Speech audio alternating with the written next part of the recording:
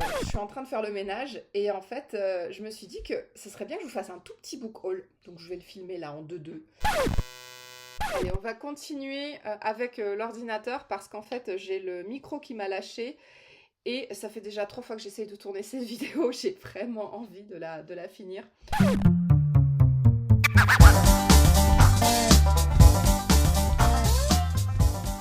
Allez, un petit chlouki parce que j'ai super soif.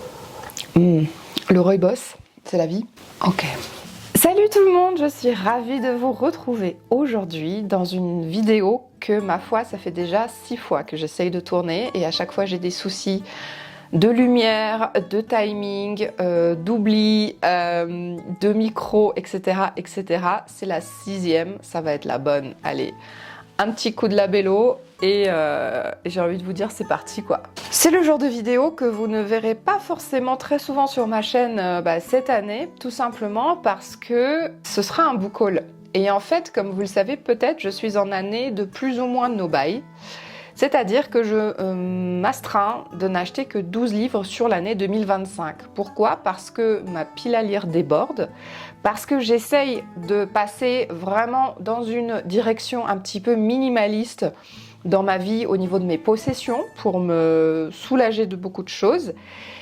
Et malheureusement, je ne m'y tiens pas forcément. Alors oui et non, c'est-à-dire que dans cette vidéo, je vais vous présenter essentiellement des livres d'un auteur que j'apprécie beaucoup, comme vous l'avez vu dans le titre.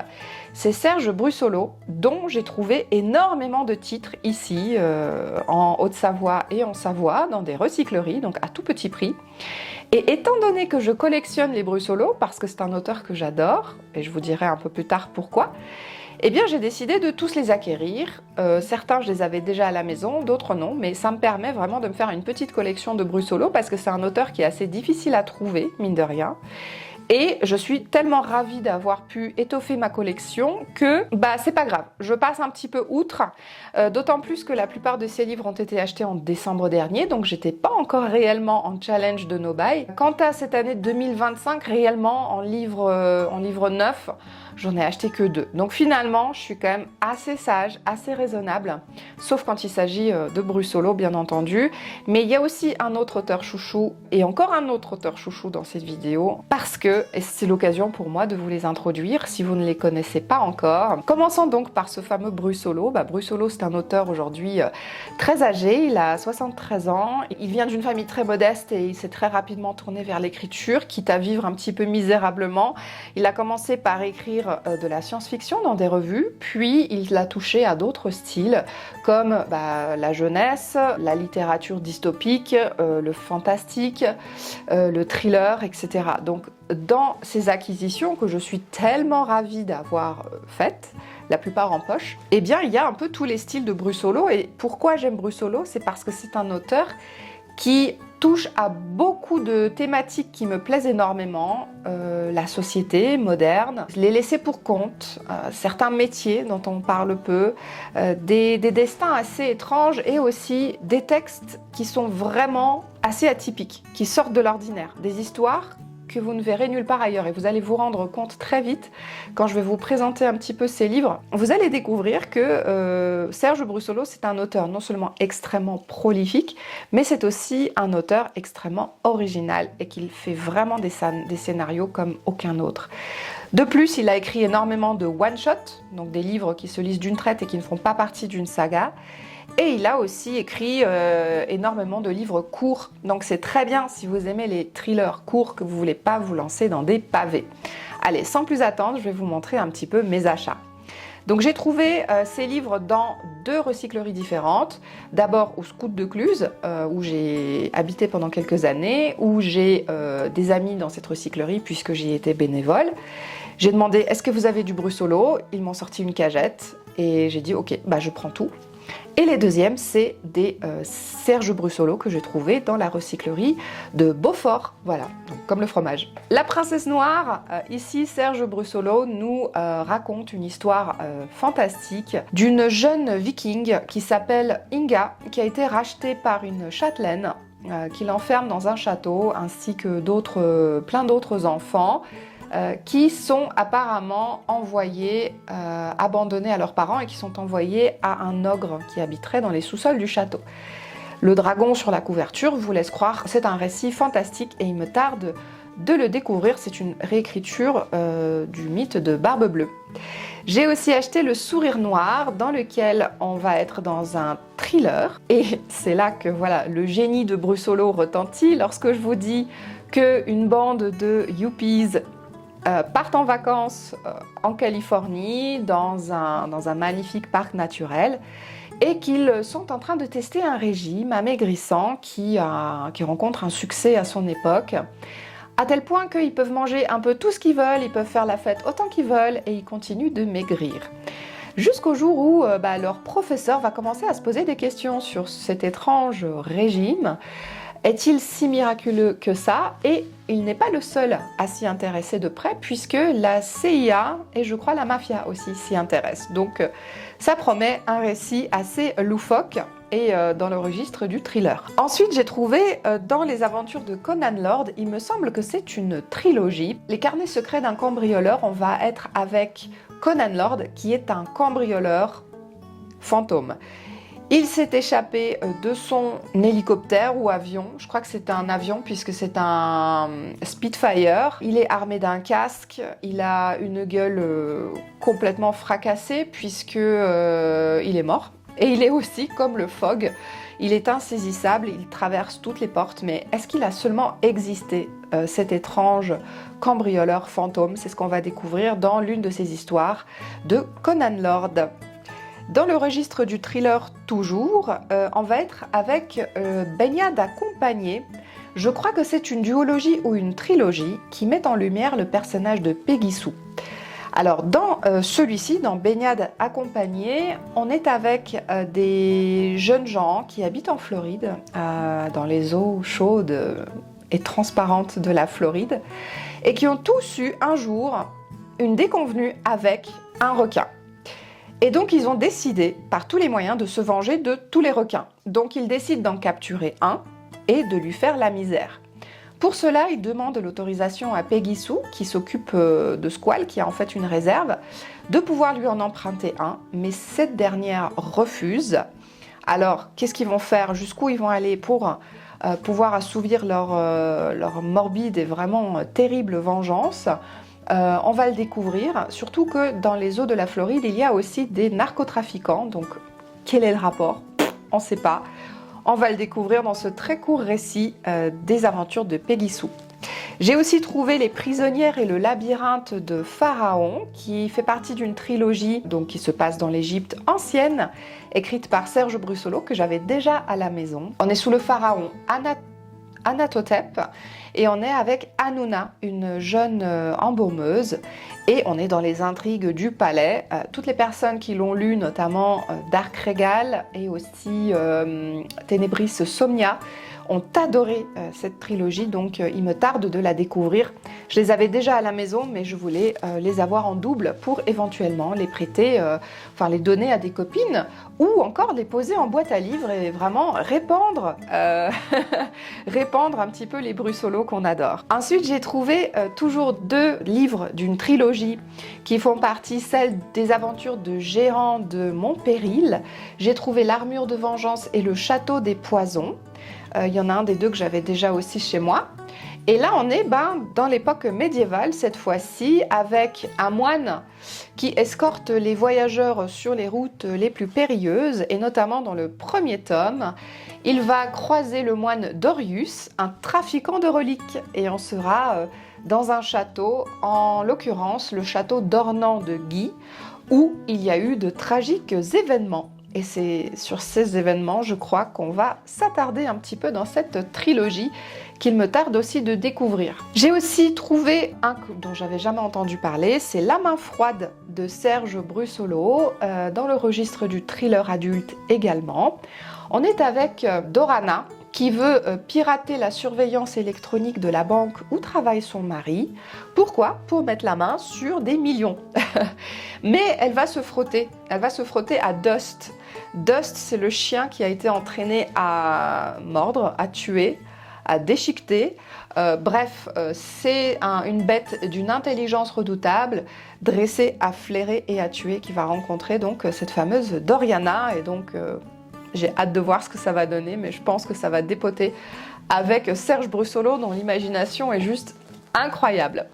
C'est pas tout pour les Brussolo, puisque j'ai aussi trouvé Le Murmure des loups. Alors ici, je crois qu'on va être, comme je vous disais, dans les métiers dont on parle assez peu. J'avais déjà lu par le passé les aventures d'une scaphandrière qui travaillait dans les tunnels d'un métro englouti. Cette fois-ci, on va être dans l'univers des gardiens de nuit, des gardiens d'immeubles. Et dans cet univers terrible, assez cruel, où notamment un jeune homme ici, Daniel Sarella, un jeune étudiant très près de ses sous, va trouver un job. Il va surveiller plusieurs immeubles en tant que gardien de nuit, mais parmi ces immeubles, il y en a un où est planqué la plupart des fruits de certains casses, et donc la mafia derrière, etc. Donc Daniel va se frotter non seulement à des personnes très peu recommandables, mais en plus avec cet univers un peu de requin qui est l'univers de certains gardiens de nuit, voilà, qui sont pas très tendres avec lui. Donc ça me paraît extrêmement intéressant. Il va aussi y avoir une histoire d'amour, parce que Serge Brussolo aime bien caser des petites romances dans ses aventures. Dans Sécurité absolue, que j'ai trouvé sur la commune de Beaufort, on va être avec une résidence californienne qui s'appelle l'Oasis. Elle est érigée aux abords du désert Mojave et on y pratique le voyeurisme au moyen de caméras et de micros dissimulés, soi-disant pour protéger, pour assurer la sécurité des occupants. Donc là aussi, il me tarde de voir jusqu'où Brussolo joue avec la thématique de la surveillance, du piratage. Ensuite, dans le livre du Grand Secret, qui est très très court, je crois que c'est un livre qui est dédié davantage à un lectorat jeune. C'est un policier. Vu que c'est assez court, je préfère pas en parler, mais il est question d'un livre secret, tenu secret par un grand-père. Ensuite, j'ai trouvé des intégrales de Brussolo. J'en ai trouvé 4. Là, on est toujours dans le registre du roman poche. Je ne connaissais même pas ces éditions-là intégrales. Et j'ai trouvé Captain Suicide. Alors dites-moi si vous avez déjà entendu parler de ces titres. Donc on est avec une planète vivante, un œuf de pierre qui flotte dans la nuit du cosmos et qui abrite une bête dont on ignorait jusqu'à la forme. Alors j'ai déjà lu un livre de science-fiction de Brussolo sur lequel il y avait aussi une planète peuplée de bestioles étranges. Donc là je pense qu'on va être toujours dans ce registre un peu écolo, science-fiction. Dans les bêtes de Brussolo, dont la couverture est juste fabuleusement belle, on est dans un monde où les gens avaient honte de transpirer et s'aspergeaient de déodorant. Un monde où l'on commercialisait des chats sans griffes pour ne pas abîmer les moquettes. Et un jour, une force terrible va remodeler le corps et l'instinct. C'est une épidémie. On ne sait pas du tout ce dont il va s'agir, mais peut-être d'un peuple très propre sur lui, etc., du jour au lendemain confronté à une épidémie, quelque chose d'assez terrible qui va le frapper. Ensuite, dans les démoniaques de Brussolo, alors ils sont numérotés, ces petites éditions intégrales. J'ai la numéro 20, la numéro 7, la numéro 22 et la 18. Donc comme quoi, il y en a quand même un sacré paquet. Ici, on est avec une maison, un château, pardon, dont toutes les portes sont scellées et seule une main de gloire peut les faire pivoter contre leur volonté. Ici, on est dans un registre plutôt de manuscrits, de talismans secrets qui est capable de déverrouiller des portes. Donc, on est dans du mysticisme et un peu dans de la magie noire dans les temps médiévaux. Et dans la colère des ténèbres, on est dans un registre un petit peu plus d'anticipation. C'est David qui est infirmier et qui sera muté dans une étrange clinique perdu au cœur d'une lande réputée hantée par un loup-garou. J'ai aussi trouvé Pèlerin des ténèbres, et ici il est question d'un moine qui est enfermé dans des oubliettes et qu'il raconte le terrible pèlerinage qu'il a effectué et qu'il a subi avec tous ses compagnons de voyage qui ont péri. Il dit littéralement que ce pèlerinage s'est terminé en enfer. Donc là aussi, je vous spoile pas davantage, mais il est question d'un récit absolument terrifiant sur les temps médiévaux et des croyances dans des créatures. Il y a un autre auteur dont je voulais vous parler très rapidement, que j'adore, dont j'ai trouvé 2 ouvrages récemment, toujours en recyclerie et dans un état parfait. C'est un auteur que vous allez toujours trouver aux éditions 10-18 dans la littérature étrangère, et il s'agit de P.G. Wodehouse, un véritable génie de la littérature britannique. Aujourd'hui décédé, il a écrit des pièces de théâtre, il a écrit des comédies musicales, il a travaillé avec les plus grands, et Ira Gershwin, etc. Et P.G. Wodehouse, ça a été un homme extrêmement prolifique aussi, un peu comme Brussolo, mais dans un registre beaucoup plus léger, humoristique, et notamment avec sa série sur Jeeves. Donc là, j'ai trouvé Jeeves et la saison des amours, et j'ai trouvé Garder le sourire Jeeves. Alors celui-là, il me semble l'avoir déjà lu il y a très longtemps, mais celui-là, je suis certaine ne jamais l'avoir lu. C'est un jeune aristocrate complètement demeuré, qui vit seul à Londres, mais qui, je ne sais pas comment il s'en sort, juste parce qu'il a énormément d'argent. Et il se met toujours dans des situations extrêmement tendues. Et un jour, il va faire venir un majordome, ou plutôt un majordome vient à lui propose ses services. Il est embauché immédiatement, et comment vous dire, c'est un petit peu le cerveau de la maison, puisqu'il va aider Wooster à se sortir de la plupart des situations très compliquées dans lesquelles il s'empêtre. Et comment vous dire, c'est drôle, c'est extrêmement bien écrit, c'est très fin, c'est de l'humour british mais très léger, et ça a été adapté en série télévisée avec le très grand Stephen Fry et avec Hugh Laurie, que vous connaissez puisque c'est celui qui a incarné le Dr House. Voilà, donc c'est une très ancienne série que vous trouvez gratos sur YouTube. Voilà, donc je voulais absolument vous parler de cet auteur et je suis très contente d'avoir trouvé ses ouvrages. J'ai aussi trouvé un autre de mes auteurs chouchous, puisqu'il s'agit de Don Winslow, et j'ai acheté 2 de ses livres que je n'avais pas encore lus, Le Prix de la Vengeance et Missing New York. Alors, Don Winslow, pourquoi je l'aime? C'est parce que c'est un auteur qui parle souvent des cartels, de la mafia, mais dans des ouvrages, des gros pavés souvent, mais des livres qui se lisent vraiment tout seuls, qui sont souvent aussi des sagas un peu familiales. Je pense notamment à Cartel, avec lequel je l'ai découvert, qui était juste une de mes meilleures lectures, qui est toujours une de mes meilleures lectures, et vraiment je me suis régalée. J'adore les personnages féminins qui sont très bien construits. Au départ on pense que ce sont des cruches, et en fait elles sont extrêmement badass, donc c'est hyper bien amené. Et comment vous dire, je m'éclate avec Don Winslow, j'en apprends énormément sur les narcotrafiquants aux États-Unis parce que c'est un peu un expert. Il y a énormément de détails, de données chiffrées sur tous les camions qui transitent entre les États-Unis et le Mexique, comment la drogue est carrément institutionnalisée, comment le trafic est institutionnalisé par le gouvernement, par les douanes, etc. Enfin, ça fait vraiment peur. Bref, c'est une mine d'informations et moi j'adore apprendre dans les livres. Donc je me suis pris Le Prix de la Vengeance, qui cette fois-ci va m'emmener à la Nouvelle-Orléans avec Eva McNabb. Elle travaille en tant qu'opératrice d'appel pour le 911, donc les urgences à la Nouvelle-Orléans, et elle reçoit un coup de fil terrifiant. Une fliquette est portée disparue et elle a été sauvagement assassinée, et son compagnon de travail, flic aussi, a été mutilé, etc. Bon bref, on l'a retrouvé vraiment dans un état catastrophique, et il s'avère que il est de la famille de Eva McNabb. Donc, qu'est-ce qu'elle va faire? Elle va contacter son frère en disant « Écoute, là, il va falloir venger la famille, donc voilà, il me tarde de découvrir un petit peu ce qu'il en est, mais ce qui est sûr, c'est qu'on sera aussi avec des narcotrafiquants qui, clairement, ont un rôle à jouer dans cette tragédie. » Et dans Missing New York, là par contre, on va être dans un autre registre. On va être dans la recherche d'une petite fille noire portée disparue, que tout le monde s'en fout, et il y a clairement un policier qui va s'y intéresser, qui va essayer de la rechercher très activement, parce qu'il l'a promis à sa mère, et il va aller de New York jusqu'au Hampton, où tout bascule. Donc là aussi, vraiment très intriguée par ces deux ouvrages de Don Winslow, qui est un auteur vraiment que je dévore. Je pourrais passer des nuits blanches pour lire du Don Winslow.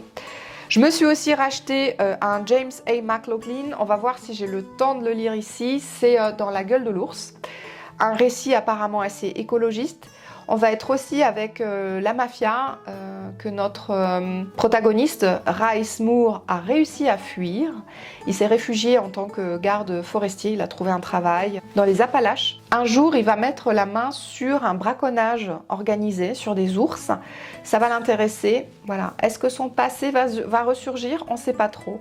Mais c'est assez intriguant. C'est un ouvrage qu'on a vu pas mal passer, donc dites-moi si vous en avez entendu parler et le cas échéant si vous l'avez apprécié. Et comme je vous disais, j'ai fait l'acquisition de deux ouvrages, enfin un en janvier et un en février. Pour l'instant, je me suis relativement bien tenue de ce côté-là, puisque j'ai acheté Code 93 d'Olivier Norek, qui est déjà lu et chroniqué sur mon Instagram. Et j'ai aussi acheté Votre temps est infini de Fabien Olicard, qui m'a été conseillé par une de mes collègues de travail et amie, on peut le dire, et qui m'a dit que ce livre va me transformer ma vie, parce que je suis toujours en train de courir après le temps. Je suis d'ailleurs en train de regarder l'horloge en même temps que je vous parle, bref, c'est une catastrophe. Et Monsieur Olicard, eh bien, je l'ai vu à la télévision, il m'a paru assez sympa comme mec, et c'est un mentaliste. Et c'est aussi quelqu'un qui est vraiment brillant, puisqu'il arrive à monter des spectacles en 48 heures, en 24 heures. Il est extrêmement doué et il a écrit tout un tas de petits livres, dont celui-ci, sur un très beau papier glacé, vraiment de très très beaux ouvrages pour un prix, je crois que c'est moins de 9 €. Clairement, il ne se fait pas d'argent là-dessus, mais ces livres peuvent vraiment transformer votre vie. Donc j'ai commencé à lire celui-là, il est assez extraordinaire. C'est un livre qu'on peut reconsulter, qui permet aussi d'apprendre à organiser sa journée de manière à avoir le temps de tout faire. Et voilà, donc j'attends beaucoup de cet ouvrage, j'en attends de m'expliquer comment organiser mieux ma journée, mon temps, pour ne pas être toujours sur les rotules et de pouvoir trouver le time pour plein de choses et pour s'occuper plus de moi, de mes proches, voilà, et pas être toujours obnubilé par les tâches ménagères et les choses qui me sont importantes, mais clairement que je pourrais peut-être organiser différemment ou passer au second plan. Et c'est pas tout. Pour clôturer cette vidéo, j'ai aussi trouvé un ouvrage documentaire sur Babylone, un petit ouvrage que je cherchais depuis tellement longtemps dans cette collection découverte Gallimard, qui retrace avec des très jolies images en couleur, dans ces couleurs. Ça, c'est ma couleur préférée, clairement, ce turquoise, ces verts un peu passés, ces bronzes qui verdissent, vous voyez, et puis le bleu de Prusse, c'est clairement les couleurs que je préfère. Et j'ai souvenir d'une exposition au Louvre quand j'étais gamine sur Babylone, qui était juste mais magnifique. Je crois que c'est la plus belle chose que j'ai vue de toute ma vie, et je me suis toujours intéressée pour cette civilisation arcadienne et sumérienne, la découverte de l'écriture que j'avais un petit peu étudiée quand j'étais à l'université, les textes de loi également avec le code Hammurabi, mais il y a aussi la puissance de Nabucodonosor qui est décrite dans cet ouvrage, et bien sûr toute la civilisation, les bijoux, les sculptures, les divinités, notamment le dieu Marduk. On est clairement dans quelque chose de vraiment très complet. Bref, je trouve ça absolument magnifique. Les bijoux aussi sont splendides. À chaque fois que je vais au Louvre, je me rue sur les bijoux qu'ils vendent dans les boutiques, qui sont des reproductions de bijoux anciens. Et vraiment, je trouve que c'est une civilisation splendide qui a fait des merveilles. Et j'adore, je me passionne pour cette civilisation, donc très contente d'avoir trouvé aussi au Scout de Cluse, que je vous recommande d'ailleurs de visiter, eh bien cet ouvrage pour la modique somme de 1 €. Voilà, c'en est tout pour ce petit book haul. J'espère qu'il vous aura plu quand même si voilà, je vous ai présenté un peu des ouvrages d'occasion principalement, mais voilà, sur ma chaîne en tout cas, les book hauls seront monnaie peu courante sur l'année 2025, donc profitons-en. Et pour ma part, mis à part cette petite collection voilà, de Brussolo et de Woodhouse aussi que je garde dans ma bibliothèque, Tous les autres livres lus, je m'en débarrasse au fur et à mesure. Là, j'ai fini un Q84 que j'ai chroniqué aussi sur Instagram. Il est directement parti en boîte aux livres. Il a été directement pris, donc je suis ravie. Et puis voilà, je pense qu'il faut partager aussi la lecture qu'on aime, hein, les textes qu'on a aimés, pour en faire profiter d'autres. Et je suis tellement contente aussi quand je trouve parfois des Brussolo dans les boîtes à livres. Ça fait partie un petit peu de ces joies de personnes qui aiment chiner justement. Voilà, bah écoutez, c'en est tout pour cette petite vidéo. Dites-moi si vous avez déjà lu du Brussolo, si vous avez déjà entendu parler de P.G. Wodehouse ou encore de Don Winslow. Moi, je vous retrouve très prochainement. Écoutez, ce sera un petit point lecture parce que j'ai, mine de rien, déjà 3 livres que je peux vous présenter et prochainement peut-être un 4e. Moi, je vous fais plein de bisous et je vous dis à une prochaine vidéo. Salut!